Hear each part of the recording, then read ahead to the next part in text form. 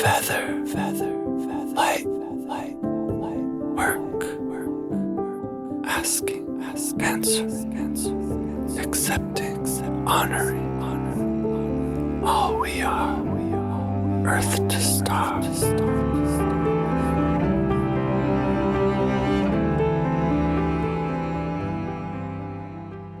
So happy to have you with us here. We're coming to you live from our space temple in the Solar Punk Summit. And today we want to talk to you a little bit about social situations, social interactions, energies within social environments, things that bring us bliss, that bring us joy, and sometimes bring us a little bit of dysregulation. Here at this summit, we're seeing a lot of different social circles, and it's bringing to mind some of the challenges in being in different social situations. These challenges invite some people to avoid these scenes entirely. We have a friend who's here.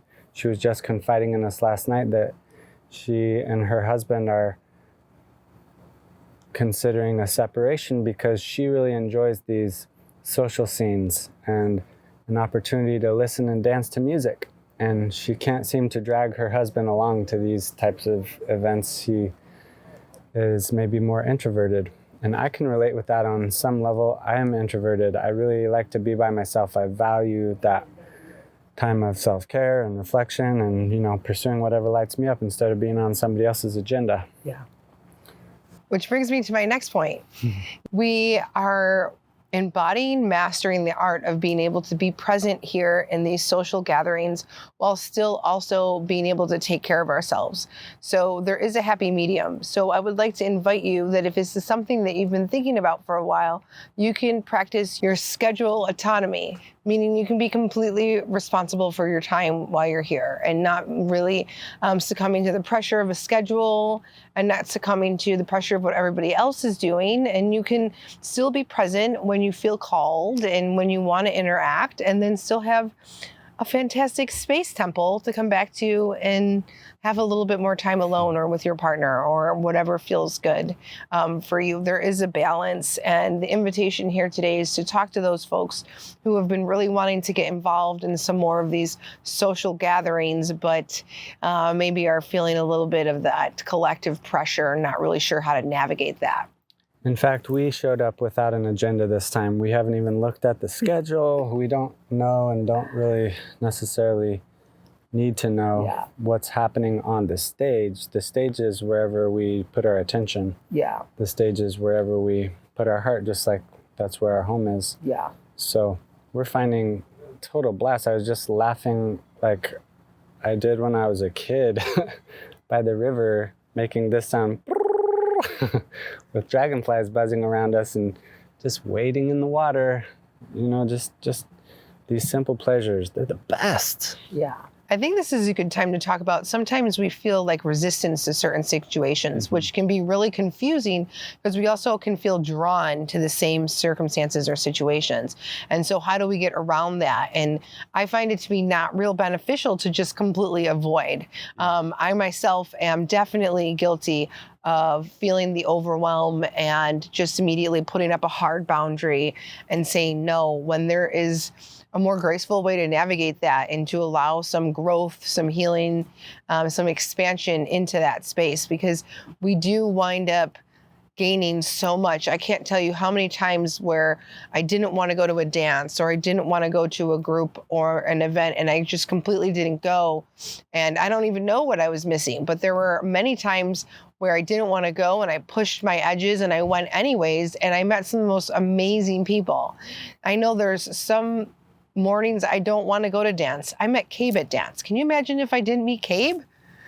That'd be crazy, right? I mean, this is just a personal representation of what you might be encountering, but we just want to relate with you, and we want to share with you that sometimes feeling that pressure or that resistance or not wanting to go is a good compass. It's a good indicator to slow down and check in and maybe make sure we've got some healthy boundaries up, and we're actually giving ourselves permission to march to the beat of our own drum.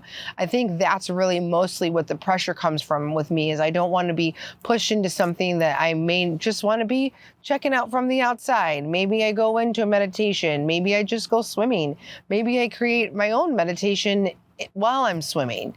That's what I love about this specific event, is our coordinator really focuses on the co-curation, the co-collaboration of this event. There's a schedule, there's offerings, but it's a loose schedule.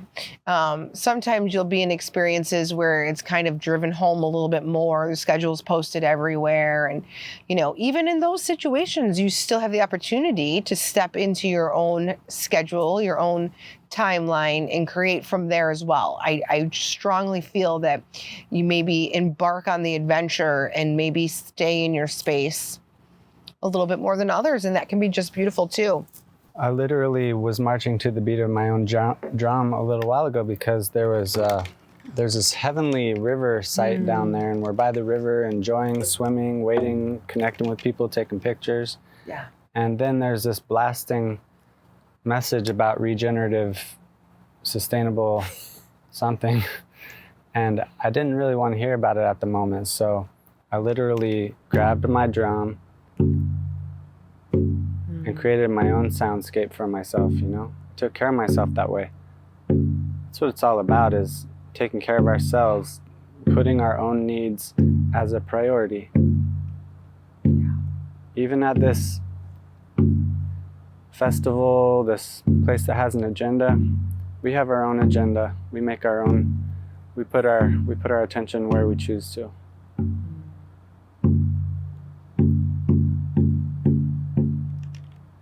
Yeah, where we draw our attention to, where we draw our focus to, can be something as beautiful as an internal moment. It can be a one-on-one conversation. It can be a gathering of women. It can be wherever and however you choose to navigate that, and not to limit yourself. Another way you can move through these potentially uncomfortable feelings is when you arrive, make sure you're prepared with having some of your own extracurricular activities. Like Cabe and I made sure to bring the equipment today. We knew that we would want to do this. This is something that no matter where we are in the world, no matter where we are in the universe, it's going to be joy for us. So not that there isn't a ton of joy to be had down there, but we knew that this would be a really grounding, beautiful way. And this is something that we do for our relationship. It keeps us nice and close and strong, and we really appreciate it. But maybe your cup of tea, so to speak, is tea. You could bring your tea. You could bring paints, watercolor, music. Cabe has his guitar. There's a ton of opportunities to bring what it is that that brings you joy. So if you need a reprieve, if you need a minute, you need to recharge, you can come back and embody into your bliss and experience that. And that might take you into an evening solo, watching a beautiful sunset alone, or that might make you feel strong and courageous and interested in connecting with new souls. And even within our relationship dynamic, sometimes I have to have some alone time. I had to ask for space today. I had to say it about that rude. Can I have some space right now? I need some space. I said it about like that. And there's a potential that someone could have their feelings hurt there, but if they're really seeing the bigger picture, they would see that when we ask for that, or even when we say it in an insisting type of way, I need some space, give me some space. It's a call to help me regulate myself.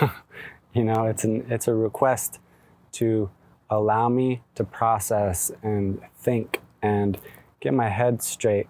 I really, at that moment, wanted to make some art by the river. It was as simple as that. I kept getting little interferences with what I really wanted to do. Well, it literally was an ouch moment.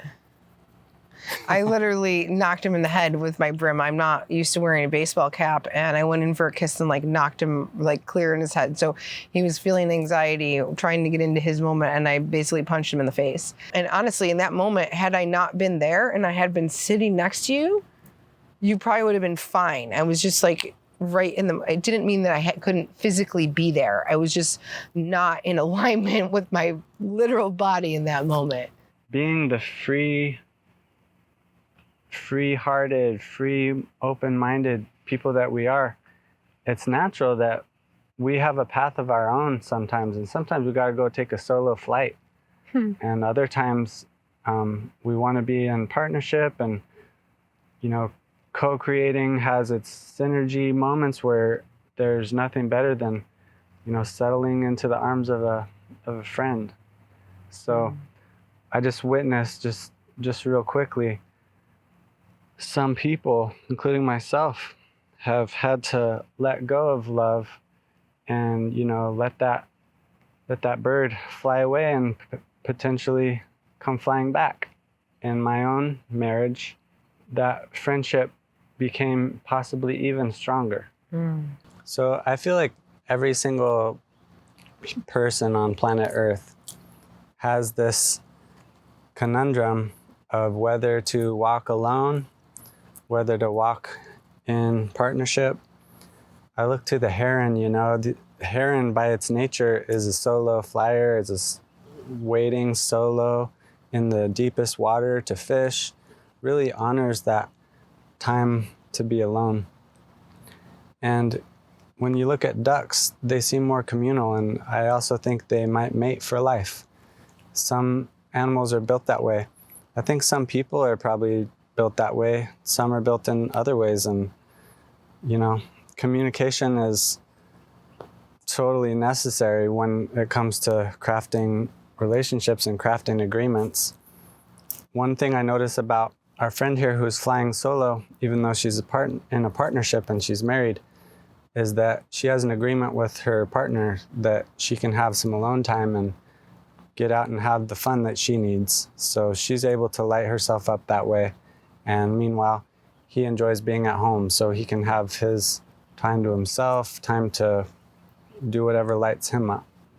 It's an interesting concept because we're in an interesting time period. We're in a time of a mass awakening, a mass expansion of the soul. And for those of us who are, shall I dare say, middle-aged, those of us that are in our 40s, a lot of our commitment, our committal relationships started in our 20s, late 20s, 30s, and we've had these relationships. And through this time of evolution, it's only natural that those of us who are extremely connected and spiritual and enlightened are expanding. And some of us made contracts with our partners prior to that. And, sometimes our partners expand with us and sometimes they expand in different ways. And it's just such an interesting parallel to see how this is playing out in relationship, because there are so many folks that I know and love and admire that have been through their first marriage or their first long-term commitment, and they're going through a different kind of rebirth right now and repartnering and reevaluating their values and reevaluating their desires and wants and needs in a partner to who we are today after the evolution that we've experienced over the past 5, 10, 20, or 30 years. And it's actually quite a beautiful experience. I feel extremely free and blessed and blissed. And I never thought, it's kind of an interesting parallel because we were just talking about space within the partnership. And when I left this afternoon while Gabe was doing his artwork, I just went and did my own thing. And it wasn't very long, but it was really great. And we came back and it was beautiful. And it's interesting because when you're going through that separation, sometimes you have no idea what it is going to look like on the other end, and you're hurting and you're going through grief, because even if it's not, let's say, the relationship's not at its peak, you're not maybe in sync as much as you had been, or maybe you're working towards that sync and it just feels a little bit uphill or whatever. It's hard to see past the grief that you're experiencing and really understand how you're going to be able to function without this partnership that you've been so comfortable and so connected to for so long. But it's just like taking that risk and trusting. And I go back to trusting with my clients a lot, especially around building romantic partnerships, building business and finance, just trusting that there's a higher force, whether that's within ourselves, our highest form of consciousness, our soul, or a higher force like God creator and leading us through this universal energy. And just by being authentic and listening to the call and knowing when it's time to step away for a second, and not knowing if it's for a second or for forever, but just listening to those authentic pings in relating in relationship. And then going back to what we started about, being in community, listening to those authentic pings. When is it a good time to be present and be participating? And when do we need to take care of ourselves? And just like when we take care of ourselves in our communities, it's taking care of ourselves in all of our relationships, whether they're platonic and friendship or partnership. So another golden nugget is listening to the ping and trusting. And maybe it feels really uncomfortable and yucky, but still trusting that. And this is another interesting thing within community, because there'll be some folks that maybe are triggering, or their energies don't seem to kind of mingle so well with us, and we're not placing judgment. It just, we feel the discord or the dissonance, and just trusting that ping. And you might be put into a situation later where you have a more intimate conversation and you learn a little bit more about someone else, and you might relieve some of the dissonance, or you might find later on from witnessing or experiencing or listening that there was rightful reason for that discord and dissonance and distance. So it's really all about trust and giving ourselves space, just like we're giving our partner space. Flow, I would say too. Flow, for sure. Well, that's when you trust, you can wind up in that flow. You can be in that space of presence without an agenda. When we think in the past, we're thinking about things that have challenged us, or maybe some triggers or treasures, or even if they're good, it's stuff away from the moment. So it takes us out. And then we're thinking about the future. We think about things that haven't happened yet. So sometimes it has an unsettling, anxious feeling to it. But when we stay in the moment and we're present and we're dropped in and we're authentic, we can align and simulate with Creator, with Source, with the flow. One of the interesting things that happened last night, I took space a couple times. I was by myself by the fire. I lied down, gazed at the stars for a while. Then when I did see Audrey again, I saw, what a goddess. Look at her, looking so beautiful with those flowers in her hair. And, there's that story about a caged bird and how the bird set free has the choice to come back or fly away. And that's a beautiful choice to give to a bird, a loved bird. We talked a lot about the social circle that is a relationship. And in the bigger picture, the broader sense, we're here at a social event with a lot of different social circles. And yeah, we have a character who's basically not aligning with my vibe. Yeah, I feel that too. And I am keeping my distance. I'm like respecting him. I haven't said anything to the guy. He just seems like he's drawing a lot of attention to himself, and it seems like he's really dysregulated. And he might need some help. I think he might have a mental disability. Here we're in an environment that welcomes all walks of life, and that's cool. A lot of the reason why introverted people might avoid a situation like this entirely is because within our own circle, we have a lot of choices that can shape our environment. And here we are sharing this field and this countryside with a couple hundred people. And we have a little bit less control over the noise, over the comforts here, as we might have in our home place. It makes total sense to me why someone might want to stay at home and do what they're used to, eat the same foods, watch the shows, do the home experience, because that's comfortable and satisfying. We find our own our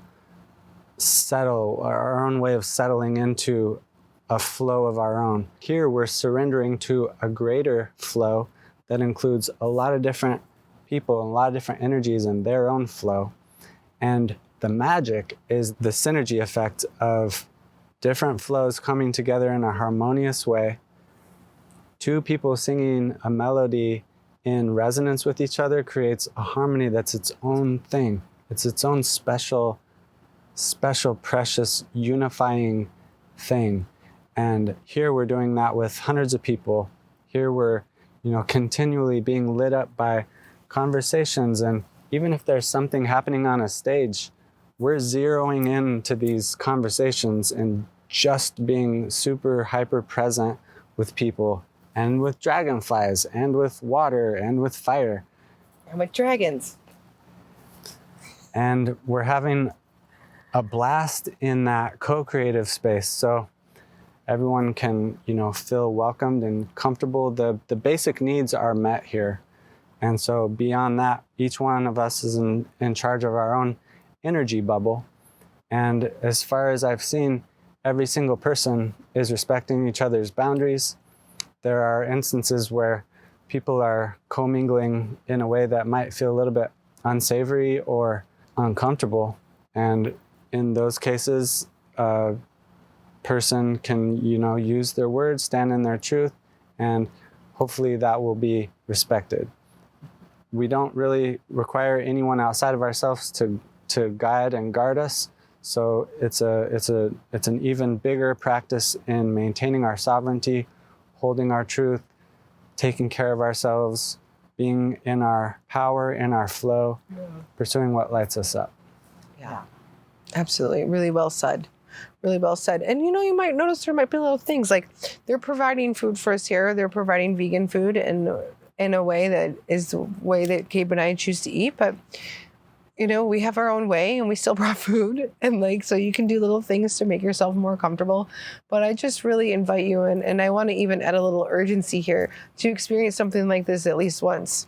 Something of a co-collaboration, or, people will call this a festival, but really it's more intellectually driven in a lot of ways, because we're coming together under the pretenses that we are all interested in rejuvenative community and, paying attention to the carbon footprint we're leaving and trying to walk lightly and tread lightly and community building. There's sustainability. Yeah, sustainability. And thank you. I keep using regenerative, but what I really mean is sustainable. Regenerative would be awesome, but I believe sustainable is the first step. I hope you can feel that we're really blessed up here and we're having a blast. Yeah. And, life's happening. This car driving by tells me I think I'm about ready to transition. So I guess we'll close with that unless you have anything else to that add. feels really good. And maybe we'll catch you a little bit later. Drop another. Thanks so much for being here, giving us a reason to, share and check in and create these gems, these takeaways from our experience as a Super exciting experience as a new couple and exploring partnership in a good way. Yeah, absolutely. And if you're interested in this actual event, there's people who come from all around the states. I don't think we have anybody that's international right now, but it's the Solar Punk Summit. It happens every year. And if you'd like some information, we'd be more than happy to get you that information. All are welcome. Love you.